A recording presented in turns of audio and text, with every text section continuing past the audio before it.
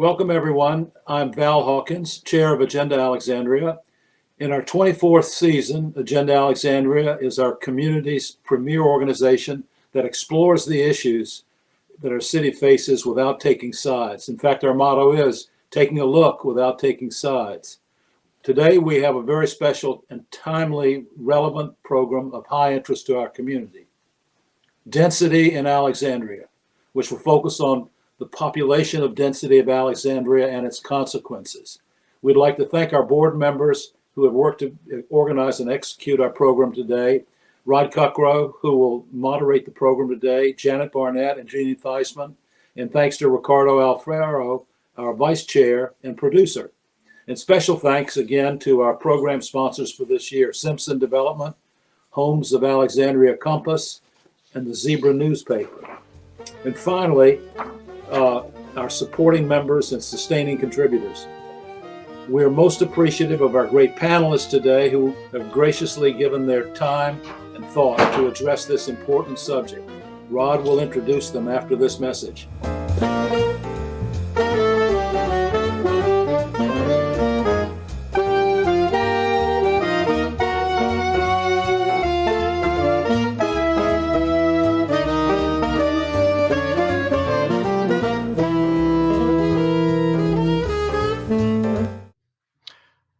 Good evening, and thank you for joining us for the April meeting of Agenda Alexandria, where we are going to discuss density in the city. Many of you may know that we tried to do this program on Monday. Today is Thursday, but Comcast had an outage, which sent the entire program south. So we're back tonight. Fingers crossed that the connections will stay firm. So tonight with me is a really great panel of people. First is Carl Moritz. Carl's the Director of Planning and Zoning for the city. He's been in that position since 2015, although he's been with the planning department since 2008. Prior to working in the city, Carl served for 16 years with the Montgomery County, Maryland Planning Department and 8 years with the Northern Virginia Regional Commission. So he's deep experience and the issues we'll be discussing tonight. Next, we will be hearing from Barbara Beach. Barbara's an attorney who came to Alexandria City Attorney's Office in January of 1981. And during her time in the city attorney's office, Barbara litigated on behalf of the city and advised the Department of Planning and Zoning, as well as the Planning Commission, the Board of Zoning Appeals, the Board of Architectural Review, and the City Council. After her stint with the city, she went into private practice in the city, where she practice consisted of representing civic associations, businesses, and private citizens in zoning, land use, and city regulatory issues. She has successfully litigated land use issues, including before the Virginia Supreme Court. Barbara served concurrently as both the city attorney of Herndon and Leesburg while maintaining her private practice. Also with us is Pete Benovich, the co-chair of the Alexandria Federation of Civic Associations and president of the Seminary West Civic Association. Pete is also a member of the Beauregard Design Advisory Committee, and he happens to be chairman of the Alexandria Republican City Committee. He is a lifelong Alexandrian who spent his career in the Navy. Welcome, Pete. So Alexandria, as many of you might know, is undergoing a transformation that's evidenced by a construction boom, which is fueled by both low interest rates and the proximity of the city to Washington, D.C. This development has some residents concerned that the character of Alexandria, which is defined by its many neighborhoods that feel like small towns in their own right, is threatened. According to the Weldon Cooper Center at the University of Virginia, Alexandria City had a population of 159,277 residents at the end of 2019, an increase of nearly 13% from 139,993 in 2010. The Cooper Center projects that the city population will grow to 182,067 by 2030 and 195,240 by 2040. At present, the city's nearly 16 square miles has a population density of more than 10,000 residents. That makes us the densest jurisdiction in the Commonwealth of Virginia. By 2030, based on the Cooper Weldon estimates, that metric will grow to roughly 11,600 people per square mile. So among the core questions we'll tackle tonight is whether this growth in density is inevitable, Can it be controlled? And what does it mean for the city's public services, such as schools, infrastructure, and the overall effect on the quality of life that residents who live here now enjoy, and that's why they may have moved here. So I'd like to start out my questions with you, Carl. Welcome. Thank you for doing this. Sure. I know you're incredibly busy. We talked a bit last week before to get prepared for this, and I guess my first question to you was: does the city really have a policy on density? And if so, who set it? How did it come to be? And how is it sort of overseen year to year and changed as circumstances change in both the local economy and the population trends in the cities? So who sets that policy, Carl? The city does have a master plan guiding overall growth in the city. It consists of really two parts. Citywide guidance that analyzes the impacts of growth and prepares us for it. And it's divided into such subjects as transportation, water and sewer, schools, housing, etc. People are probably even more familiar with our small area plans, which is the part of the master plan that guides growth and change in our various neighborhoods in Alexandria. All of those plans are the result of extensive community input and analysis to make sure that every recommendation is consistent with our overall plan for growth, but is also addressing the impacts that can come with growth, whether they're negative impacts, such as impacts on the transportation network, or positive impacts, such as increase in our fiscal picture. Critical to all of this, and it's part of the point you were making, is that there are parts of the city that are planned for growth, like Potomac Yard, Carlisle, and Landmark. And then there are other areas of the city that are not planned for change, like Old Town and the center of the city, the many small, single-family home neighborhoods that are in the center of the city. So I hope tonight we'll also have a chance to talk about how we involve the community in the decision making and how we make sure that the impacts of growth are managed, as you mentioned in your intro.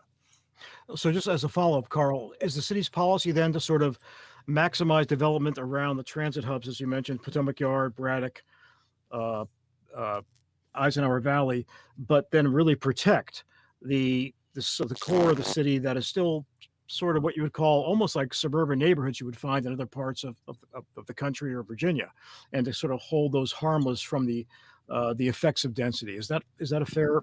That's a very good summary of our intention to establish these transportation corridors, whether the metro or future BRT lines. And those would be the areas that would be where we would have population growth occur. And then not have increase in development or population growth in the areas that are not served by transportation, et cetera, Okay. like these single-family neighborhoods. Exactly. And just to be clear on the acronym, what's a BRT line? That's bus rapid transit. And so, Okay. for example, there's one on Route 1 currently and two planned, one on the West End and another future one on Duke Street. Okay, thanks. That was a great description of sort of the high level density policy. Barbara, your expertise is obviously in the legal issues regarding land use and zoning. We spoke last week as well in preparation for this, and you schooled me on the differences in Alexandria and maybe some other jurisdictions, and also some similarities. You explained that the city has both a city charter that has a chapter on zoning that provides certain powers to the city, but there's an overriding state code on zoning as well. It's often said by some elected officials that the city, because we're in the state of Virginia, which is a property rights state, has very little control over zoning and density. And based on what we talked about, I think you told me that's not entirely true all the time. Can you explain sort of how the city derives its powers in terms of controlling density and how they're executed? Yes, the city derives all of its powers from either the city code or the state law, state code. And basically, the charter is like our little state code, except we in the city have a right to go under our charter powers, or we can go under the state code powers. But because pretty much across the board, our charter powers are better or broader or more accessible, we almost always go under our charter powers. And, you know, I thought about your question, Rod. From my perspective, the city has the powers to need to do whatever it wants to do, except I realize that there might be a reason somebody might not say we don't have the powers, and that's if the powers are such that we say, if this development is going to come in, we want the developer to give $1 million to Barbara's Pet Dog Institute or whatever type of thing. Zoning cannot be bought and sold, so nobody really has powers to buy and sell. But having said that, the city has very broad powers that they've gotten from the General Assembly for contributions to transportation, contributions to low income, and they can ask the developer to do that. On all the rest of the stuff on a rezoning, the developer has, we call it proffer or offer, the little amenities they're going to do. And we can't require it, but the reality is we cannot be favorably disposed towards a project if the developer is not giving the types of things that people feel are necessary to allow that impact of that development. Hope that So answers. thanks, Barbara. Just to follow up with that. So let's say a developer proposes a project and it meets the outline of what the zone allows, but the city wants more in terms of, as you say, proffers that might ameliorate impacts of the development or contribute to the quality of life around the development. If the developer doesn't want to contribute those things, can the city say no? Well,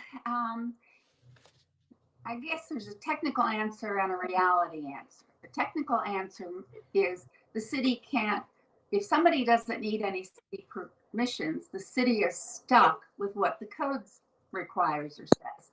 But I have never, and underline never, seen an application that doesn't need something from the city.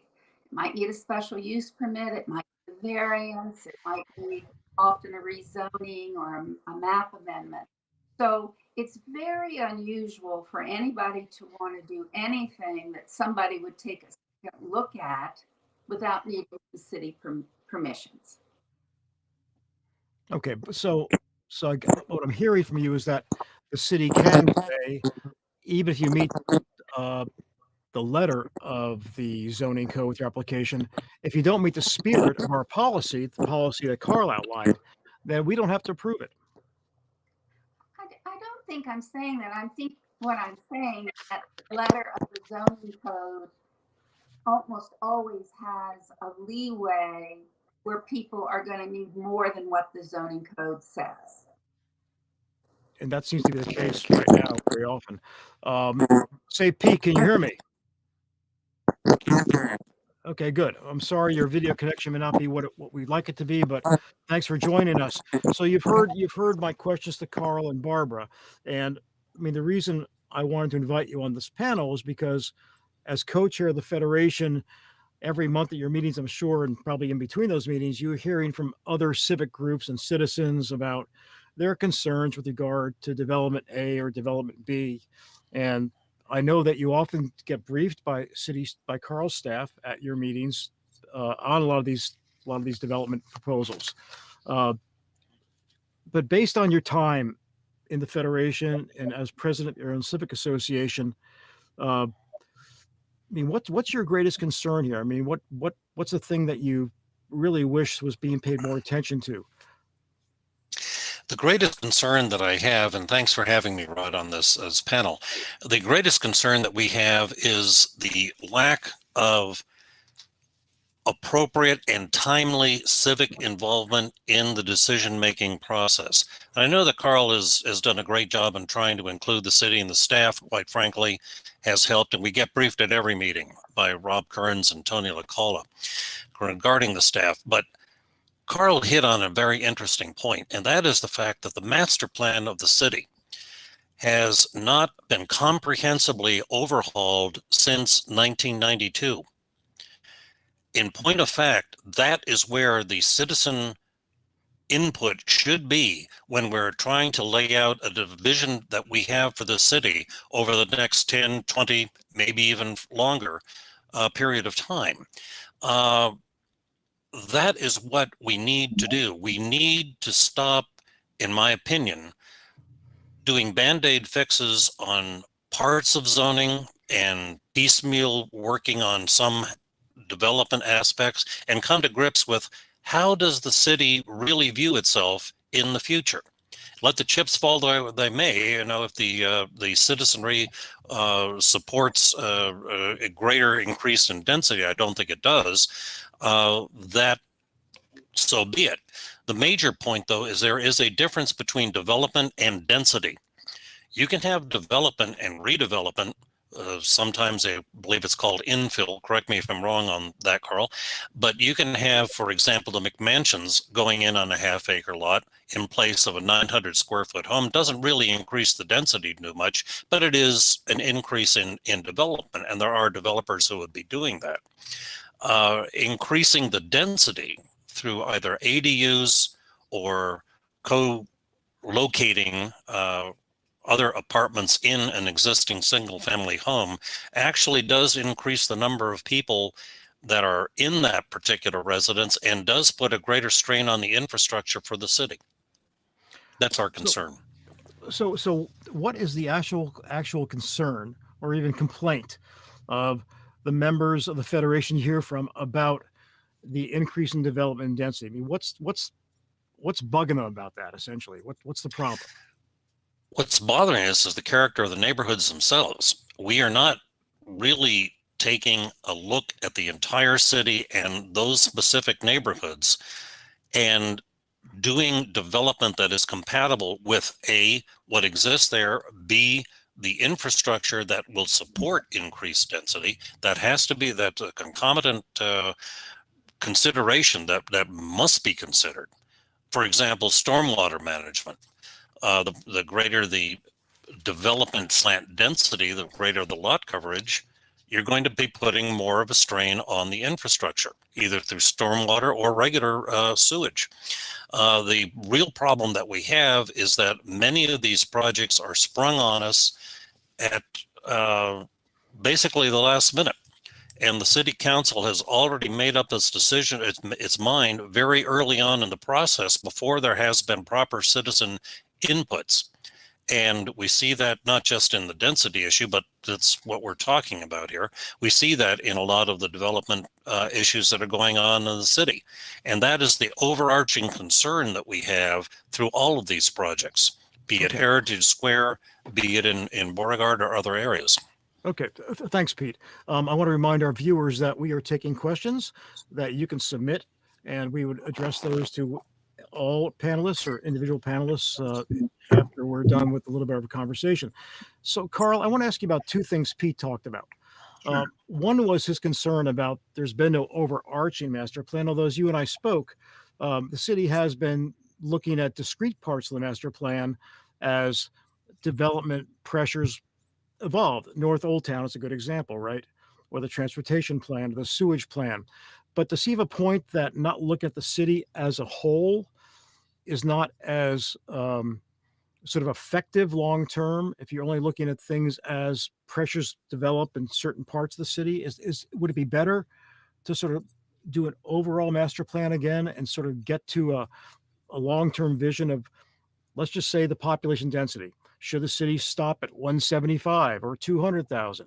And how do you get there? I mean, does he have a point, or can his concerns be addressed through the process your office is already using?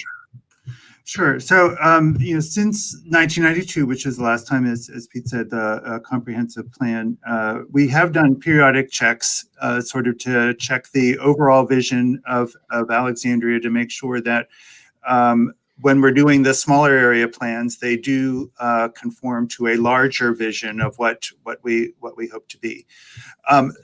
For example, about 10 years after the last small area plan or the last comprehensive plan, we did an update called the Plan for Planning, which was to take a look at Alexandria's future, saying, here's the challenges, here's the opportunities. At the time, the opportunities were an empty rail yard at Potomac Yard, another big empty space down in Carlisle, some others, and we came up with a plan to do a sequence of small area plans to develop the areas where growth made sense and to protect, as you said, the other neighborhoods.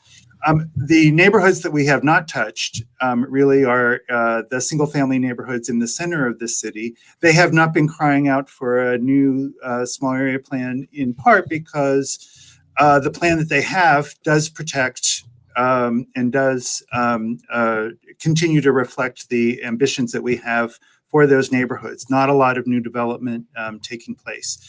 I should also highlight that every 5 years or so, we do a new strategic plan for the city, which is also a forum for people to come together and say, hey, you know, the direction of the city should be going in this other direction. And last one was about 4 years ago, and we'll be talking in May with the city council about when to schedule the next strategic plan for the city to talk about its direction. So when the city reviews either new areas for development or existing areas, why is it always necessary that the next iteration of that plan is an increase in density and not a possible decrease in density? In other words, can the city just say, we think that the plan we had might have been too generous at the time, given what's going around in the surrounding neighborhoods, and we need to take that down a step? Is that something that the city can justify, either based on it's the policy you've articulated or based on the desires of citizens who've been already invested in living here? There is the city does have the power to do downzoning if through a comprehensive master plan process, and that is essentially what occurred in 1992. Not only did the city decide at the time that the overall densities were more than we needed at the time, but they were in the wrong places. They were not in locations that could be supported by the transportation network, et cetera. So after that process, downzoning did occur, setting sort of a baseline. But as we looked at places, again, like Potomac Yard and Carlisle, which were zoned for with virtually no development permitted, that was our chance to talk about, well, what is a complement to what we have in other parts of Alexandria? What is it that would be a great addition? And furthermore, what could provide some amenities that maybe the rest of the community would like? So for example, in Potomac Yard, a new metro station. The development there is paying for that metro station. That metro station is going to be a benefit to neighborhoods beyond Route 1, on the other side of Route 1. But we wouldn't have been able to afford it on our own. So that's just one example. Okay. Well, so what I just heard, and tell me if I got this wrong, it's through the master plan for the entire city that the city had the power to downzone. And since the city hasn't done that, it seems like that's more difficult to do on a spot basis, neighborhood by neighborhood. So I guess I want to ask you, Carl and Barbara, if you could chime in as well. Oftentimes with large developments, Potomac Yard is a good example. When that changed over from being a rail yard to the first iteration, which was called, I think, Alexandria 2020, it had a certain value it was paid for the rail yard. And the developer said, I want X amount of density. The city approved that master plan for the first Potomac Yard development. But over time, the owner of that property sold it several times over. And every new owner said, well, we just paid so much more for the property. We need more density. And it seemed the city's response was not, hey, I'm sorry, you overpaid for it. You've got what you got. Instead, the city kept increasing the density. So I'm asking you, Carl and Barbara, if you could chime in as a former city land use lawyer. Why does that have to be the way things play out? Because a lot of citizens want to see Potomac Yard developed.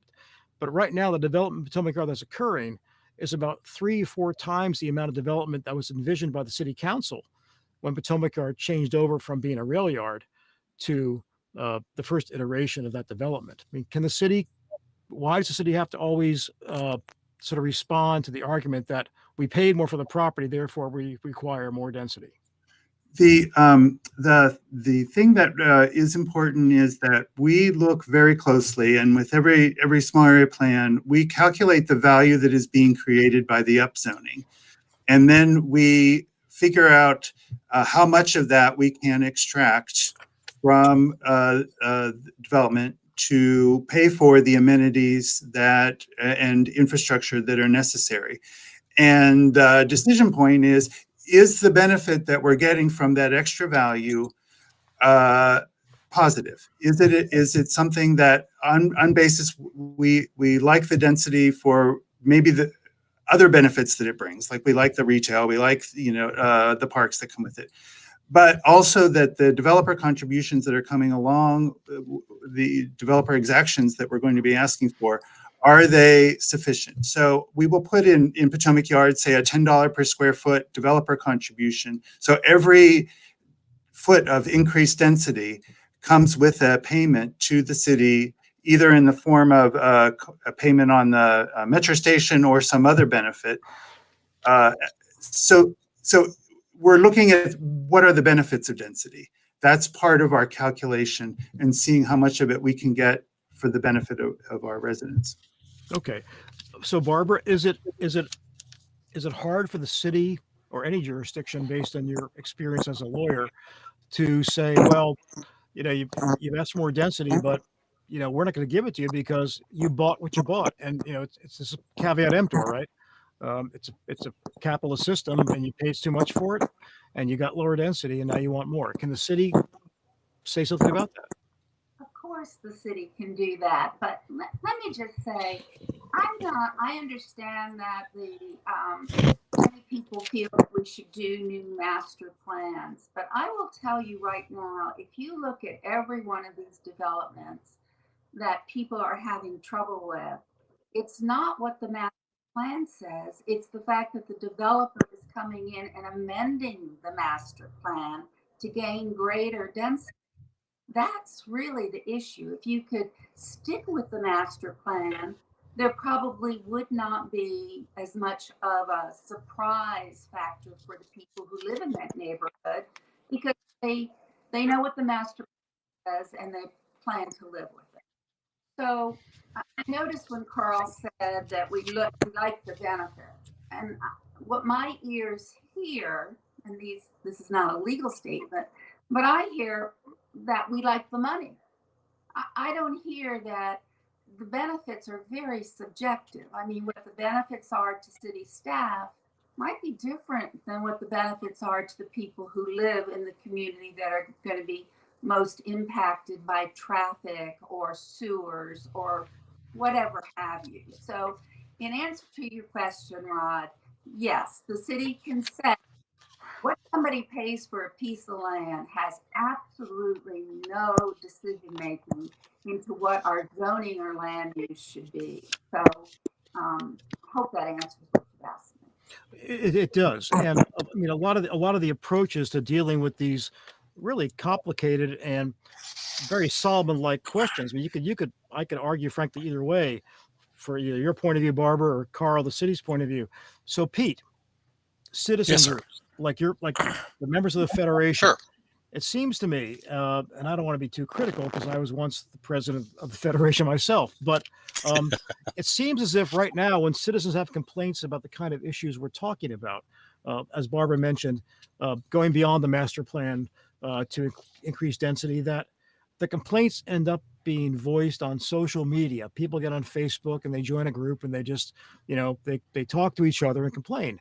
But what you don't see is something I think Barbara remembers that happened a lot more in the 80s and 90s, is that when people had a problem and it wasn't on social media, they hired a lawyer and they went to court and they challenged the city and said, this is not right what you're doing. And a good example of this is what just happened in the past week, I think.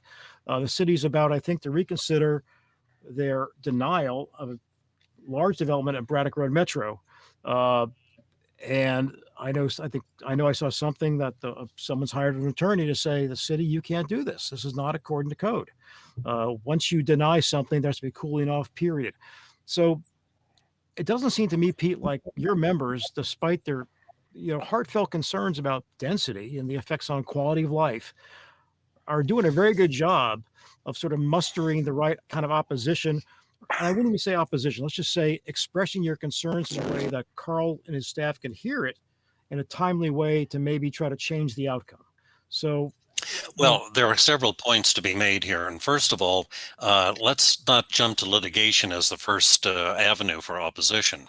I think also you should be looking at the amount of comment that is made to the city council, through the call, click, connect. Also, when we were having city council meetings in person, the number of people that showed up to voice their concerns to city council. I don't think we've really had a problem with people showing up to voice their concerns. The problem is, when can that be done? And why does it have to be adversarial? Let me go back to another point too. And Carl, you brought up an interesting point, as did Barbara, regarding proffers. Let's take this from a different standpoint for a moment. If I am a developer and I'm going into an area, say, Potomac Yards, and it's hint, hint, nudge, nudge, know what I mean? Let's put in a metro station here and you can get the DSUP. Well, the metro station costs a lot of money. That means that I'm going to have to make that up. How am I going to do that? I can raise the price of the dwellings and the businesses through the roof to pay for that metro station, or we can get the increased density, downsize or make smaller those units and have more people there and then spread that out. The other alternative is to obliterate any kind of affordable housing unless the city or the state or the federal government comes in and subsidizes that in one form or another, which again is costing the taxpayers money. So the point is that it becomes a bit of a vicious cycle when a lot of the proffers are demanded, and too many are demanded in some instances. If they are, then that is only going to increase the cost, and the only way to get that offset by a developer's point is through density. If you're going to have a market rate dwelling or business, for that matter, that's going to be rented out. Now, with respect to the comprehensive master plan, that was 29 years ago. That's 3 decades ago, just about. And quite frankly, going at this piecemeal is not really helping that much. It does in a localized area, but across the whole city, you start to raise these issues. And by the way, I'm not ruling out, and I'm not speaking for any association or the federation as far as any kind of future action, but don't think that we are not looking at lawyers too. That's the last resort because of the expense and because of the fact that you become a adversarial situation, which we'd rather not have. If we can cooperate, an ounce of cooperation prevents a large amount of litigation. If we can do that in a timely fashion up front, and that is what we are trying to aim to do. Thanks, Pete. We're getting questions in from some of our viewers. This one may be best answered by you, Carl, if you want to take a stab at it. This viewer asks, why are plans only focused around accommodating, they say, endless growth in population, or can they include addressing a reasonable and practical need for setting limits on population growth? I mean, is that ever a factor? I mean, if you're looking at something coming up before city council, let's say the Braddock Road development, where you're going from, I don't know, 50 dwelling units to 380 units. Does the city ever say, well, we'd love to give you 380, but we don't think that's really appropriate given our growth patterns. We think 200 is better. I mean, does the city negotiate based on a long-term vision of what the city's population should eventually top out at, or is there no top to population in the city? The effective limits to growth are very much a factor. And let's talk a little bit about, well, what is it that would be a limit on growth? What is it that we should be using as that calculation? And of course, a major one is the limits of our systems to accommodate things like water and sewer, transportation, the environment, all of those things. And so those are regularly reassessed on a citywide basis through the master plans that I talked about, where we determine this is how much we can accommodate right now with planned improvements to the system and the planned growth that we have already said yes to. So those analyses very much inform what can happen at a local level in a small area plan. So we do determine as part of that what in addition to what the city can accommodate, what can that local neighborhood and the pathways in and out of that neighborhood accommodate? And we do set a limit in each one of those plans for, that is what guides the maximum amount of development that can take place in those neighborhoods. Say, Barbara, do you have any comment on Carl's response there? Well, I think that, and I don't mean this meanly, but I think many of us who live here wonder if staff even live here. I mean, I think right now. Wait, did you say if staff, you mean city staff lives here? Staff live in this city in the sense that in my neighborhood, you cannot get from Gibbon to the Beltway with any time from 3 o'clock on without bumper to bumper traffic. And to put in a huge new project without mentioning any names up near Route 1, you just kind of pull your hair out and you say, where are the cars going to go? I mean, it's not that it's not a beautiful this, or it's not that there won't be nice people that move in there, but those of us who move through the city every day, all day long, we know that it's very hard to move through the city right now. We know that places like Old Town, people don't come down here anymore because the parking is so bad. So this is not so much a legal perspective, but it's just a perspective that we have very competent staff, but I just kind of wonder where they are day in, day out, living in our communities. Say, Carl, can you address that? Because I mean, I've known a lot of city staff over the years, and I know it's expensive to live in the city, particularly if you're a young person sort of starting your career out. How do you acclimate your staff to understanding the sort of fundamental, long-standing concerns of people who've invested here for a lifetime in neighborhoods and in their houses? I mean, how does your staff develop that sensitivity? That is a very critical component, and whether it is the heritage at Old Town or it's new daycare center that wants to go in down the street, our staff is not just in City Hall, or it's, as you can see from behind me, not always in City Hall, but out on the street, talking to people. We're very familiar with the conditions on the street arteries, on the sidewalks, in people's backyards, who's been concerned about what, not just in planning and zoning, but in transportation environmental services, in our housing department. So, for example, a development project goes up like the heritage at Old Town. That small area plan not only looked at the affordable housing in that neighborhood, even though it was called an affordable housing strategy, but a great deal of the discussion with the community when we were there was about the very real problem of Route 1. Not just the congestion of the cars, but the fact that it tends to divide the neighborhood so that pedestrians can't cross. So there's remedies in that plan that we've already gone for state funding for pedestrian improvements to help address those problems that people raised when we were talking about affordable housing.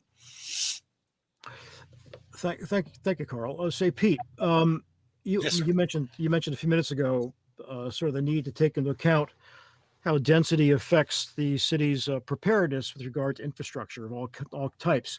But when you and I talked last week in preparation for this, you also expressed concern that a lot of the members of the Federation of Civic Associations think that no matter what their objections may be and how cogent they think they are expressed at the Planning Commission or the council, at the end of the day, Mayor Wilson and the council are always going to go for more density because they equate density with revenue. And that revenue is the end game eventually for the city in most cases. So I'd like to ask you about that concern. And then Carl, if you could address that too, because you and I talked about how certain types of development have associated with them different levels of revenue requirements. Sure. Pete? well, I think there are a couple of points here, Rod. Number one, the city council.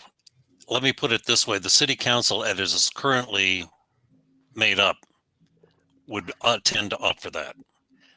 For increased density. That is our perception. And Mayor Wilson tends to operate that density is better. I'm not sure if it's exactly only revenue, because some residential residential taxes don't always turn a profit for the city. Let me put it to you that way. But as far as the overall density, quite frankly, a lot of my association members, not just my association, but in throughout the Federation, many of them have a direct feeling that the attack is on single family homes in this area. Much of the city, about half the city in 1952 was annexed from Fairfax County, and it was basically rural. There's been a lot of growing pains here.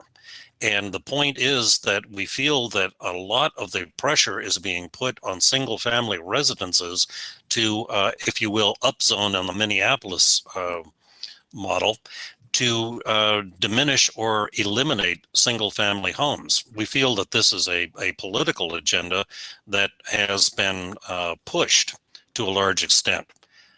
Now, Well, look at Pete, can I just stop you there for a second? That's an important point, because Sure. there's been a lot of chatter, on social media and next door, and some people testifying before council. And maybe Carl, you can put this to rest. Is the city really interested in ending single family zoning, or is that just a canard? The city council adopted a plan to look at zoning for housing, is what we're calling it, and there is a work program that we are in the midst of accomplishing right now. We're looking at much smaller things, like how much density can be accommodated in an apartment building, very much focused on apartment type development.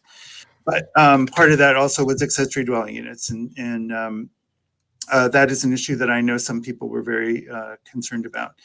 So at this point, there is no plan except to study. There is no direction to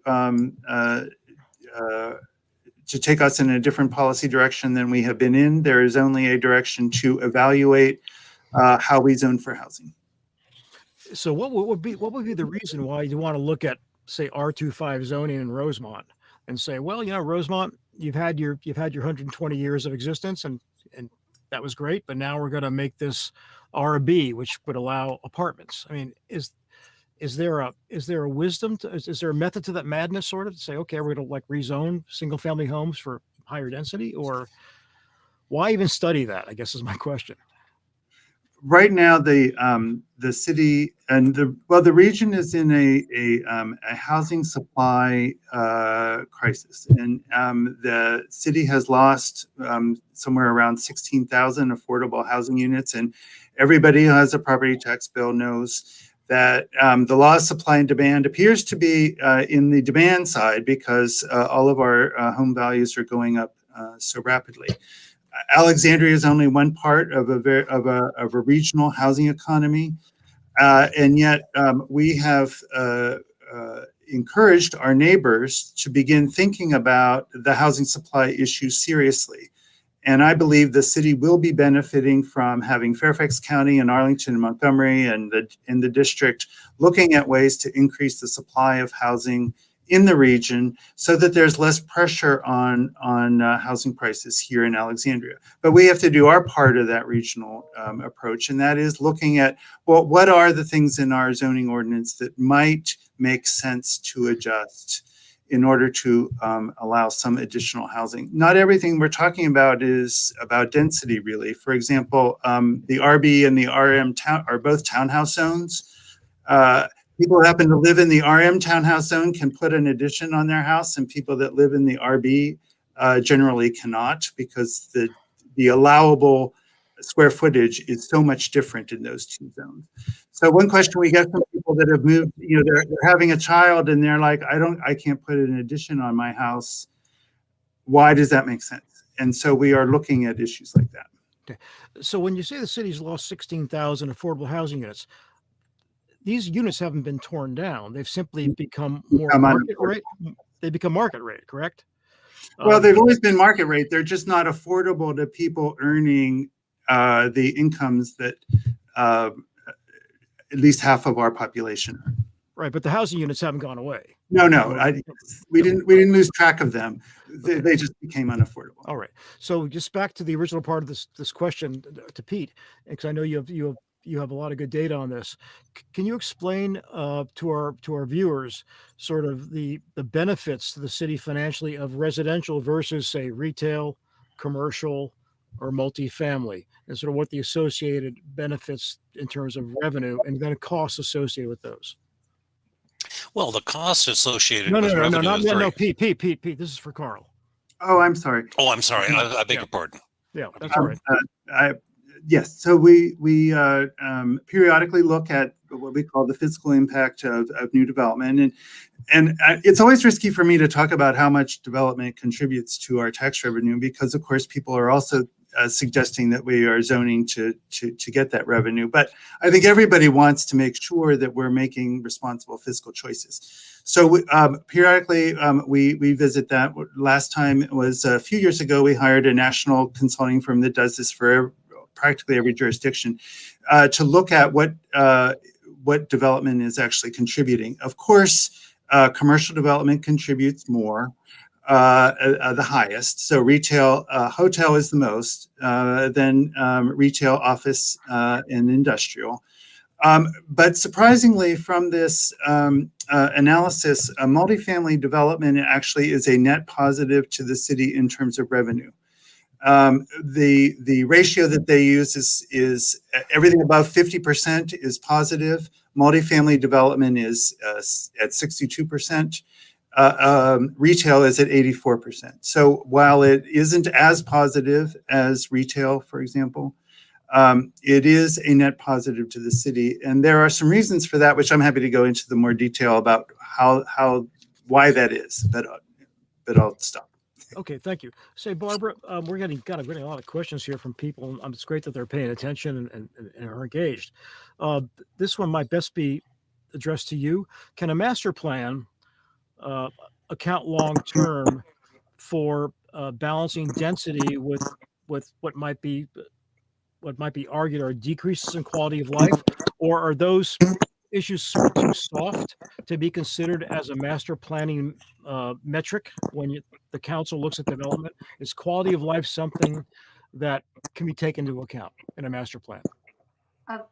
Definitely. I mean, I don't know if Carl will handle this differently, but I think generally the belief is the reason that master plans are created with lots of citizen input, lots of meetings, lots of input, is because the people who live in those communities know best how to preserve their quality of life. And hopefully the master plan considers that when it's putting its numbers together.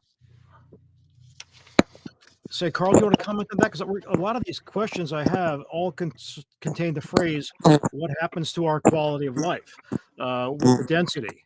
Even though some of them say, we need more density to support affordable housing, but how do you balance that with quality of life? I mean, is there a way you and your staff sort of keep that top of mind when you're looking at things that come in the door to you? Is quality of life something you can sort of actually measure? Yes, I mean, a lot of our conversations, particularly at the outset, are sort of very broad brushed about what it is that people value about the neighborhood that they live in. What is it is it their daily activities? Is it community spirit? Is it access to open space and parks? Is it congestion on the streets? Helping steer the conversation so that people take this somewhat amorphous definition of quality of life and turn it into, well, what is it that we would do to protect it? And what is it that we could do to make it better? And often those things that end up being actionable items that we can work on, they go into that list of things that when we do get developer contributions, that money goes directly into those projects. So for example, in Braddock, there was a specific need for a central park that people identified. And so the developer contributions go specifically toward that central park, half of which is built, not all of it yet, because we're still waiting for the post office redevelopment. But there was a tangible outcome of the density that they were. It was the tangible trade-off for them. Okay. This is a question for you, Carl, but I think also Pete may want to answer it since he's on the Beauregard advisory group. This says for Carl, what is the maximum for the Beauregard corridor? More and more density planned and no metro. Bus transit way usage is irrelevant to me. It may be an older person and my neighbors who live here. So, I mean, I am frankly very unfamiliar with what's planned for the Beauregard corridor, but this person seems to think that it's going to be more of a hassle than it is a benefit. And then, Carl, if you could address it briefly, and then Pete, I know you're on the advisory committee. Right. So the overall plan for Beauregard that we currently have, in some ways, was prompted by large property owners who had an ability to redevelop by right, and so we got together with the community members to say, all right, since change is coming or change is potentially coming, what is going to be the best balance of both density and the things that density brings, both the positive aspects, parks, transportation, et cetera, retail, and the negatives, which would be traffic congestion, and so forth. And it, as became very clear, affordable housing was an extraordinarily important and critical component there as well. So as many people now know, the largest property owner, JBG, ultimately decided not to redevelop and sold the property, the Mark Center Apartments, to a property owner who currently does not intend to redevelop. So a lot of that growth pressure that was planned for is not going to take place, but it's not a bad thing that we're perhaps over ready for growth in that corridor. But some projects are taking place. For example, at the corner of Beauregard and Seminary, on two of those corners, the planned projects are moving forward. One is under construction now, and another just recently got approval. Say, Pete, based on your service on this Beauregard advisory group, what do you think of this question from our viewer? Well, I think it's a good question. First of all, let me clarify. I am the chairman and have been since its inception of the Beauregard Design Advisory Committee. JBG, let's back up on a couple of things here. When originally the plan was established, JBG was the 800-pound gorilla in the room. They're a local firm, relatively, and they were going to be doing a major redevelopment. The detail that was put into the small area plan, and this is one of the problems that I think that we are faced with without having a look down, going from a master plan down eventually to a small area plan to a DSUP, et cetera, and building permits.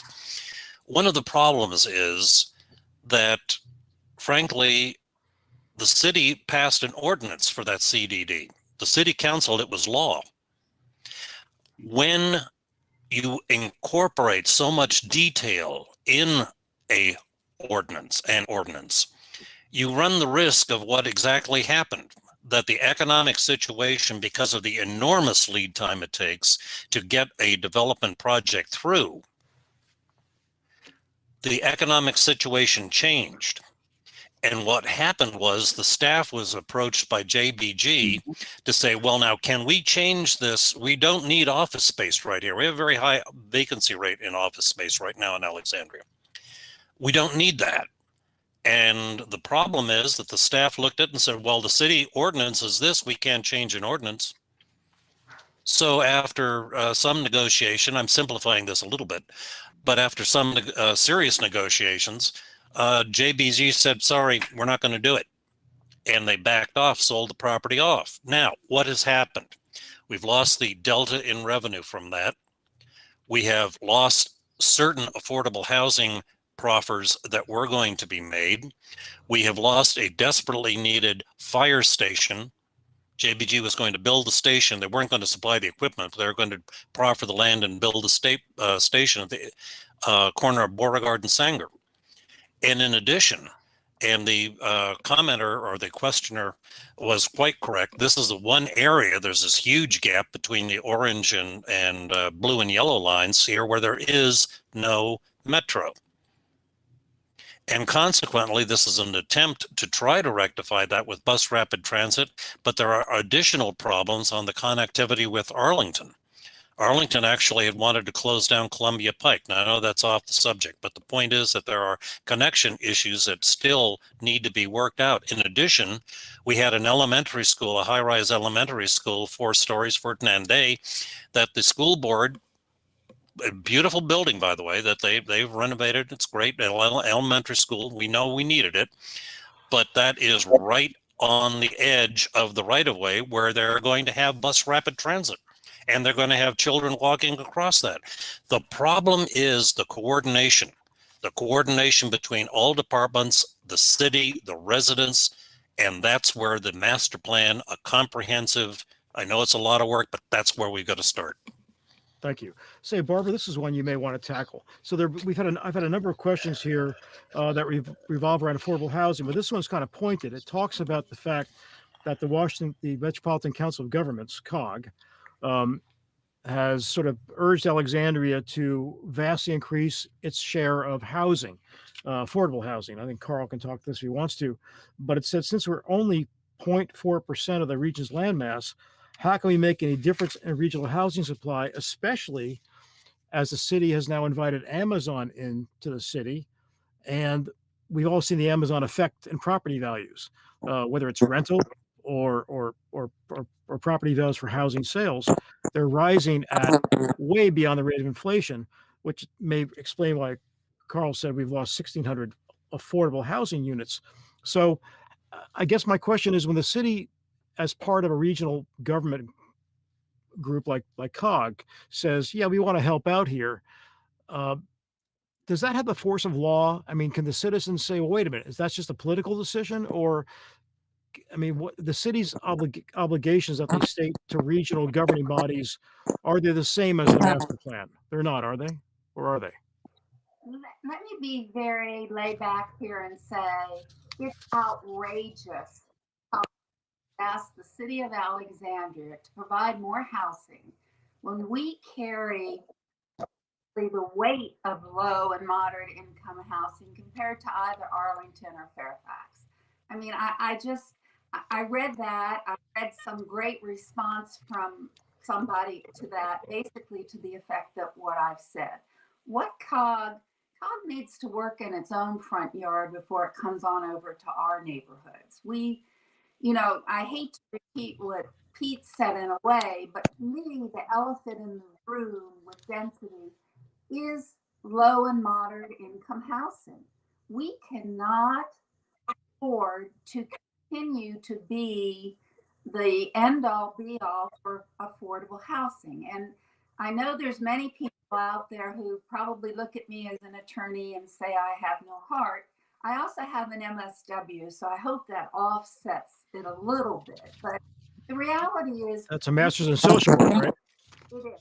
We have to, the staff, to a large degree, when they're constantly being told that they have to go out there and get more affordable housing, the negotiations with the developer have us on the please side, which is not a healthy way to negotiate anything in life. So no, there's no law that COG has anything to do with us, and we need to look more at this room in my say Carl, I mean, I'm guessing this is something you know a lot about, may want to speak to, Sure.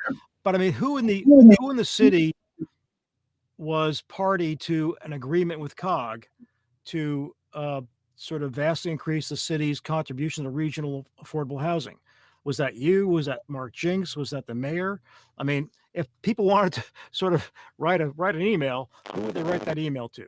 Well, they're welcome to write it to me, and not just because I was instrumental in this discussion, along with everyone in city government, including our housing director, Helen McElvain. And I'm glad we brought this up, because that's what I was alluding to earlier when I said there is a regional housing issue. Too much demand for housing is what pushes up the price.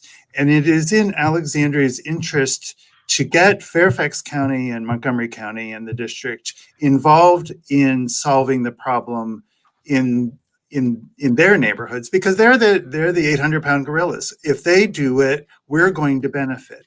And our contribution is only in line with our fair share. It's not more than our small percentage of the region's population would suggest that we do.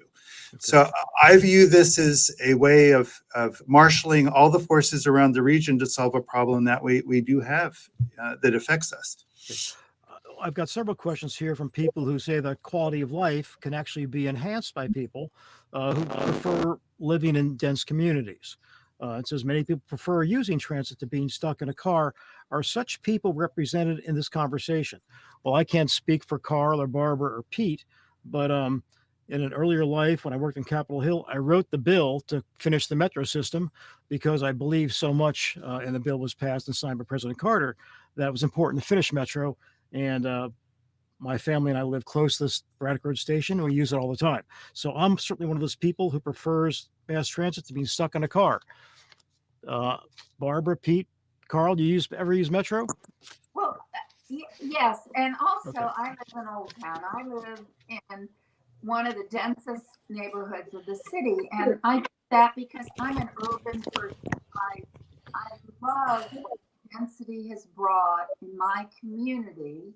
I might like old and historic more than I like some of the amenities. However, I think it's real important. I do not consider density a four-letter word, but I do consider unplanned density a four-letter word. And I think the person who asked that question also must recognize that you have to, it's the consumer's quality of life who lives in these neighborhoods. It's not an objective yes or no type of thing. So some of us are more urban than other people.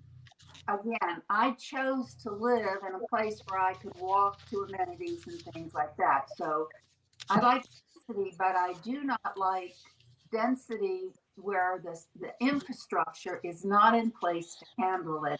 That's the complaint, whether it's sewers or the roads or whatever. Okay. And I concur on that. Okay. with Barbara, if I may, please. Sure. As far as me taking Metro, yes, I have taken Metro. I used to be project manager in support of the Office of Chief Information Officer of the Small Business Administration at 3rd and C Street downtown. And I would take the Metro in. I found actually that it was almost, because Metro raises their rates during rush hour, it was about the same as driving my car and paying for parking, and gave me greater flexibility with my vehicle. But on the other hand, let me say that I think that that's a matter of personal choice. If you like to live in an apartment building, I've lived in an apartment before, that's perfectly fine. But let's not force that on everybody else who may not want to live in an apartment building. That's my point. That's where you've got to have the buy-in from the public to determine which way the city is going to go 10, 15, 20 years from now. Okay. We're well over our allotted time, but I have one last question that I'd like each of you to answer. And that is essentially from your respective points of view. Let's start with you, Carl. What can citizens do to be more constructive and participate more broadly in the process of reviewing developments that they think that might affect their own living situation or their neighborhood or the city overall? I mean, what would your advice to people be? Well, there are a number of ways to stay in touch and to find out what's happening sort of early enough so that you can affect the outcomes of new development projects. So Pete, of course, is on the Beauregard Design Advisory Group. We have a number of these advisory groups throughout the city and neighborhoods that get first view of any proposals of development projects so that citizen representatives can give us a sense of their views on what's happening. I do urge people to get involved in the small area plans, of course, that we have going on. Another way to do it is that when we get a new development project that's at the concept stage, it's refined enough that people have something to look at. We do post those online. We are collecting comments from that early stage on. And so, and we are having community meetings on virtually every development project that we get early enough so that people can impact what the final outcome is. So those are 3 ways. And then finally, looking at the advanced dockets of the Planning Commission, you'll see projects that are coming months from now, and that'll give you and your civic association time to sort of weigh what it is being proposed, so that you have time to formulate some testimony at the Planning Commission. And I'll just also add that I've always found you, Carl, and your staff to be, for the most part, very accessible with by phone or by email with questions. Not to mention the city's 311 system. Barbara, from a legal point of view, citizens, if they want to have an impact, if they want to be more informed, what should they be looking to do? As a citizen, I feel I'm overwhelmed with city notices of meetings and input and whatever. And it's impossible for me to read everything that comes across my desk having to do with the city, having to do with development, transportation, or whatever.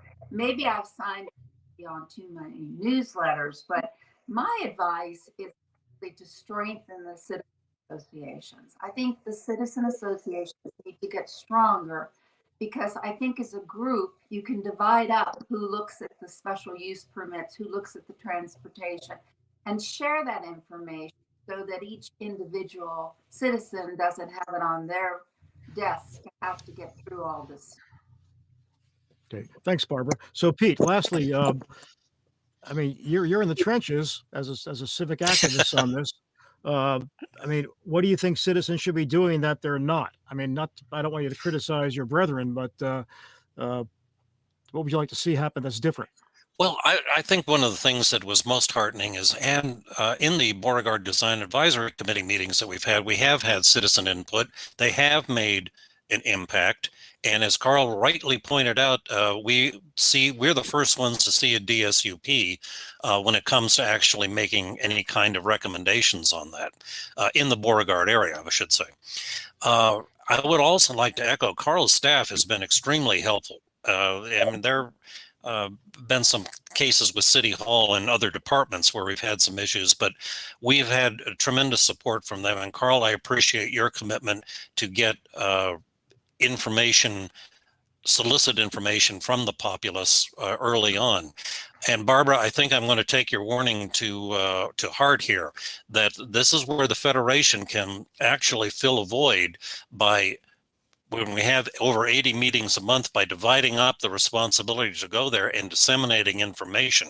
I think that that's a vital function of the Federation, and I think that we can meet that challenge. I think that the basic thing that I would say to people is, you may want to pick and choose your meeting, but get involved early, communicate with both the staff politely and with the city council politely and the planning commission. That's one of the things that I think we need to do, is we do need to build consensus, and we need to build cooperation and not an adversarial position. Well, thank you, Pete. I think it's a great way to end this session. I want to apologize to people whose questions were not answered. I've got more than 24 questions here, and we only got to about half of them, but I appreciate everybody's interest for asking them. So I'm Rod Cookrow, and on behalf of Agenda Alexandria, and in particular on behalf of Barbara and Carl and Pete, thank you so very much for this, I hope, a very educational discussion about density in Alexandria. Thank you and good night.